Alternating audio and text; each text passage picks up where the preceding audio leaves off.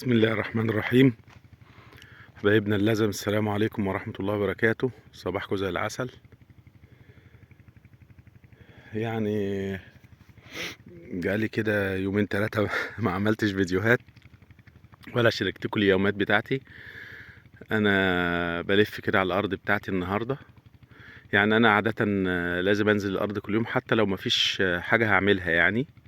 فلازم انزل الارض ابص اشوف في حاجة جديدة حصلت، في نموات في النبات، في حاجة صفرة، في حاجة ناشفة، في او البركة ابص عليها حتى، اشوفها اخبارها ايه. حتى ممكن اكون ما استخدمتش البركة ولا حطيت مية ولا شلت منها، بس برضو اطلع ابص. يمكن حاجة واقعة، يمكن حاجة مثلا حصلت جديدة انا مش واخد بالي منها. الاحظ المية، لقيت منسوب المية وطي. طبعا انا المية، شكل المية كان الناس بتقول المية شكلها متغير، يبدو انا ما اعرفش بقى، ممكن يكون من الشمس وممكن يكون نسبة الحديد برضو عندنا عالية، فممكن يكون نسبة حديد كده لما رقدت والشمس غابت. هل المنظر اتغير ولا ايه؟ طبعا طبيعي ان البركة تقل شوية كده في الاول وبعد كده تثبت، عشان طبعا المشمع يعني بيبتدي المية تضغط على المشمع وبتاع ومن الجناب وتشده ويبتدي يتفرد كأنه اتكوى كده يعني. فتلاقي المية خدت المشمع وهبطت شوية كده. وعملنا المصارف، عملت مصرف هنا اهو، وعملت مصرف الناحية التانية. ادي مصرف اهو هوريهولكوا. وبصفة عامة عاوز اقول لكم واكلمكم على اهم حاجة تعملوها يعني في الارض لما تشتروا ارض وتبتدوا تشتغلوا.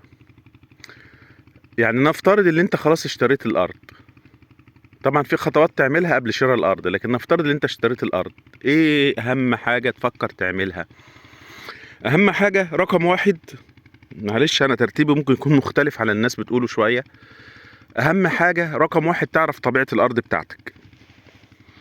لازم تعرف طبيعة الارض بتاعتك. ونصيحة، حاول تتأخر شوية لغاية ما الناس اللي سبقوك واشتروا في نفس المنطقة يبتدوا يشتغلوا، وتبتدي المشاكل بتاعت المنطقة تظهر معاهم. يقوم انت ما تيجي بتسأل بتعرف ايه المشاكل وايه او ايه الحاجات اللي المفروض انت تحلها او تعمل حسابك فيها. ده المصرف اهو. خلاص، يعني مثلا الارض دي خلي بالكم مفيش ارض من غير مشاكل، وكل الاراضي بتصرف. بس هي الفكرة فين؟ دي بقى رقم 2 اللي انا هكلمكم فيها. يعني اللي انت تعرف طبيعة الارض وتعرف ايه المشاكل، يعني تعرف انت ايه اللي المفروض هتعمله فيها. نيجي بقى لتاني اهم حاجة. تاني اهم حاجة، ودي حاجة مهمة جدا جدا جدا، ترتيب الاولويات يا باشا، وعمل الخطة السليمة. دي حاجة مهمة دي. يعني انا هقول لك كلام بقى في سرك. السبب ده هو السبب. الناس كتير يقول لك ايه، طب بيبيع ارضه ليه؟ طب بعد ما عمل استراحة بيبيع ليه؟ طب بعد ما زرع بيبيع ليه؟ طب مش عارف ايه. يبقى الارض معيوبة، يبقى الارض مش عارف ايه. يا اخوانا انتوا في صحراء وارض فقيرة العناصر. الارض دي طبيعة ان هي يبقى فيها عيوب، وكل الاراضي ارض فيها ميزة فيها عيوب الى جانب الميزة دي، ارض فيها عيوب بس فيها مميزات الى جانب العيوب. فهي في الاخر في الاغلب هتبقى متوازنه. انما في عيوب غير مقبوله ان يبقى في صخره صماء في الارض بتاعتك. صخره صماء يعني غير، يعني انا عندي هنا في صخر مثلا جير اهو. الصخر دوت بينفذ للماء ومع الميه وبتاع وكده. فدي حاجات لها حلول، ما هوش ايه. والصخر بعيد شويه، يعني في اماكن الصخر قريب، وفي اماكن على 2 و3 متر، وفي اماكن على 40 سنتي. بس انت ايه، ممكن تزرع. ده الصخر الجيري مش صخر اصم يعني. ف... فانت طالما انت يعني هتدرس طبيعة الارض قبل ما تشتري، وبعدين صبرت شوية واشتريت، هتيجي بقى تدرس الارض واتأخر شوية. ألا حبذا نصيحة، اما اللي قبلك يعمل ويكتشف هو عيوب وانت تبتدي، لا اما انت تاخد المبادرة فانت اللي هتبتدي تكتشف العيوب، والعيوب دي اكتشافها بفلوس.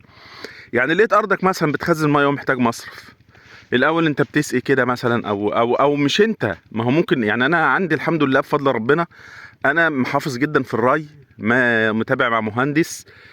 تقريبا انا لو انا على نفسي انا لوحدي انا مش محتاج مصارف، لان انا بعمل ري مطور وعارف انا بروي ايه، وبدي بحاول اجتهد ان انا ادي للنبات حاجته فقط. الميه اللي جايه لي من جيراني، طيب انا هسكت؟ لا، هحمي نفسي. فانت لما بتظبط شويه بتعرف ايه عيوب. تيجي بقى رقم 2 زي ما قلنا، ترتب اولوياتك، تعمل الخطه ايه في ضوء الفلوس اللي معاك. والله انا مثلا معايا 500,000 وخلال السنه دي هيجي لي مثلا 200,000، يبقى انا كده كبدايه انا راصد مبلغ 700,000 للارض دي او 500,000، او كل واحد ادرى طبعا بايه بشؤونه يعني. طيب هيعمل ايه؟ يبتدي يحط الخطه. انا اولا في حاجات مهمه جدا لا غنى عنها، وفي نفس الوقت عاوز ازرع حاجه مهمه. ايه؟ الاستراحه يا جماعه. الاستراحه مهمه جدا جدا جدا، ورقم حاجه لازم تفكر فيها وتحطها في الارض. بس تيجي بقى ايه تبعا لترتيب الاولويات، هتعمل استراحه قد ايه؟ هعمل استراحه 3 اوض، لا 4، لا 5، لا مش عارف ايه، واخد بالك؟ لا يا حبيبي، اعمل انا على حسب الفلوس اللي معايا دي ممكن اعمل استراحه اوضه واحده بس وحمام، يعني صاله، يعني حتى مش اوضه وصاله، لا اوضه وحمام مثلا، على قد ما انت فلوس. والله لو معاك فلوس كتيره وتقدر تعمل من واسع اعمل، لكن ما جيش احط الفلوس كلها في استراحه ماشي وفي بركه واجي ازرع ما الاقيش ازرع. لا، انت لازم تامن ان الاعاد سواء بتاعك سواء بتاع العامل. وصدقوني الناس هنا يعني ساعه ما تيجي الصحراء الناس هنا على فكره سايبه استراحاتها وبتنام مع بعض في استراحات بعضها، علشان خاطر يونسوا بعض وياكلوا ويشربوا مع بعض ويساعدوا بعض وكده. فانت لو انت اوضه واخد بالك معاك فلوس، بقى في واحد يروح عامل استراحه وعامل اوضه للعامل بحمام وعامل كذا وكذا، يعني انت هتمانج امورك. طب رقم 2 البركه. البركه مهمه جدا جدا جدا. ليه؟ خليك معايا. نفترض انت بتسقم البير، والبير ده ماسوره اتكسرت يا سيدي، حصلت فيه مشكله، على ما هيصلحوا والناس تجري وتلم فلوس من الناس، لان انت خلي بالك في ناس مشتري اراضي معاك وما بتجيش اراضيها، ومش فارقه بالنسبه لها ان البير يعطل ولا ما يعطلش، واخد بالك؟ وانا كده كده ما زرعتش، طب ما يا عم على دماغك، ما انت لما تيجي تزرع هتلاقي البير عطلان، طب ما كذا. المهم على ما تلم نفسك والناس اللي موجوده تجتمع وتشوف العطل وتلموا فلوس وتصلحوه، او حد يتبرع ويصلح على حسابه بعد كده، طبعا حاجات بمبالغ وكده.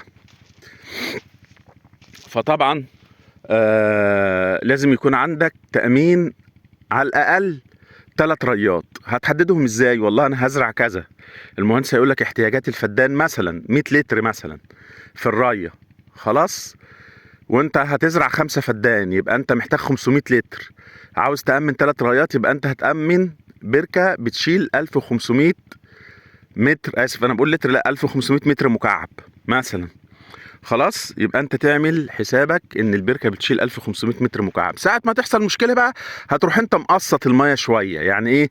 ما تجيش تدي بقى يعني ايه تدي الرايه رايه، لا تقول طب انا عاوز احافظ على صحه النبات، فدي مثلا تلتين رايه، المهم النبات عندي ما يموتش. البركه مثلا تخليها بدل ما تقضي معاك مثلا 3 ريات تقضي مثلا 5 ريات. فالبركه مهمه، مهمه جدا، ومهمه اللي انت تعملها صح، وان انت تعمل يا جماعه برضو نصيحة وانا بقول البركة والحاجات، تبتدي تعمل الحاجة، تعمل حسابك من الاول انت تعمل حاجة مرة واحدة.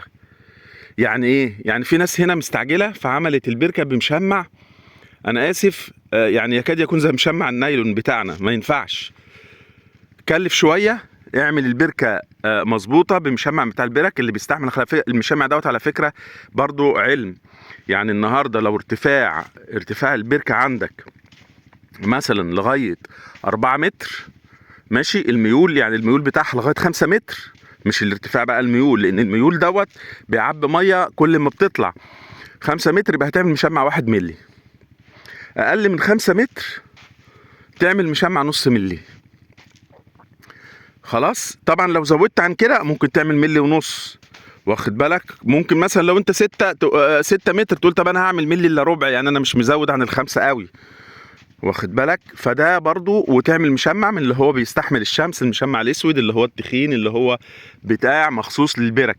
يبقى انت بتأمن نفسك، عملت الحاجة مرة واحدة. الناس هنا كتير جدا عملت بركة، عاوز اقول لك الغاب المشمع اتخرم والمية نزلت للارض والغاب طلع في البركة، قطع لهم بقية المشمع وباظت، وناس المشمع متقطع من تحت والبركة بتسرب مية من تحت، ماشي، ومشاكل لا حصر لها. فانت اما تعمل الحاجه، نصيحتي تعمل حسابك ان انت تعمل الحاجه مره واحده. الاشاير دي يا اخوانا انا بقول لكم اهو، وانا بعملها اهي. يعني ما حدش نصحني اهو. دي الاشاير دي اللي انا مطلع منها الخراطيم دي. فجبت قال لي عاوز لفه خرطوم او لفتين خرطوم، فرحت اشتريت لفتين خرطوم. لا قلت للراجل ضمان سنه ولا سنتين وبتاع، يا عم اديني بشيلن خراطيم. اداني لفه خرطوم.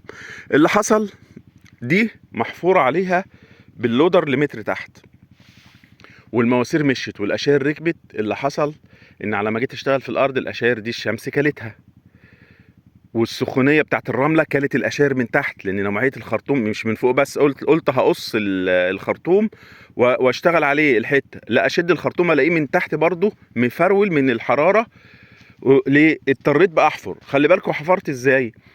الاول وانا بحفر الارض فاضيه بجيب لما مؤاخذه حفار في ساعه بيحفر لي مثلا، او في نص ساعه بيكون حافر لي الخط.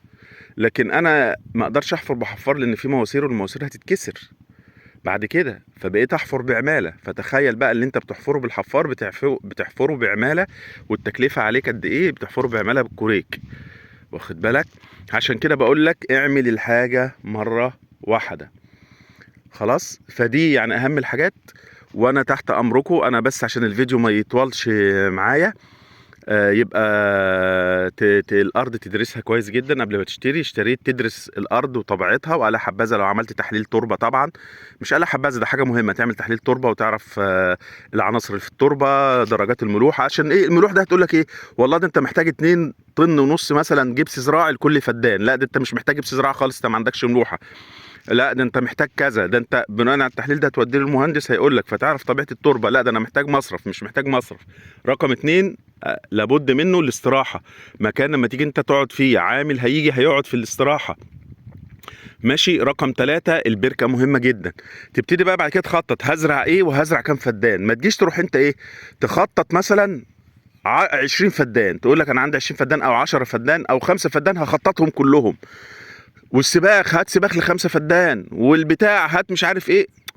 لا يا حبيبي ادرس، شوف الفلوس اللي معاك هتكفي. لو هي تكفي زراعة فدان، ازرع فدان وزرعه صح. الفدان على فكرة بياخد اقل حاجة 3 عربيات جامبو سباخ بلدي. يعني بياخد تقريبا في حدود 20 متر او 20 طن سباخ بلدي، عشان دي ارض فقيرة العناصر. الا اذا المهندس قال لك حاجه تانية. لو زرع حاجه مش فيها احتياج لكده، والمهندس قال لك حاجه تانية اللي انت هتتابع معاه على حسب طبيعه الزرع اللي انت هتزرعه. طب هزرع نخل، انا بتكلم بصفه عامه.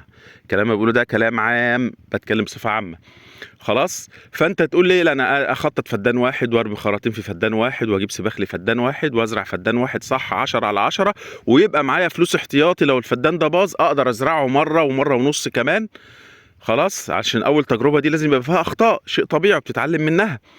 وبعد كده ربنا يكرمني في الفدان دوت. مش مستعجل، المهنه مهنه صبر. ابتدي اعمل ايه، ابتدي ازرع فدان تاني وتالت ورابع مثلا، او على حسب الفلوس اللي معاك. فترتيب الاولويات والخطه دي من اهم ما يمكن. صباحكم زي العسل. السلام عليكم، وتحت امركم في اي اسئله. وانا هحاول اعمل فيديوهات. عارف ان الناس عاوزه تعرف قانونيات الارض ايه ويبقى مأمنه الحته القانونيه. برضه هبقى اعمل لكم فيديو على القانونيات. واي اسئله اسالوها لي سواء في التعليقات او يفضل حتى في رسائل على الواتساب او في رسائل على الماسنجر، علشان ما تتوهش في وسط التعليقات. وانا تحت امركم هعمل لكم فيديوهات واجاوب لكم عليها ان شاء الله كلها. السلام عليكم.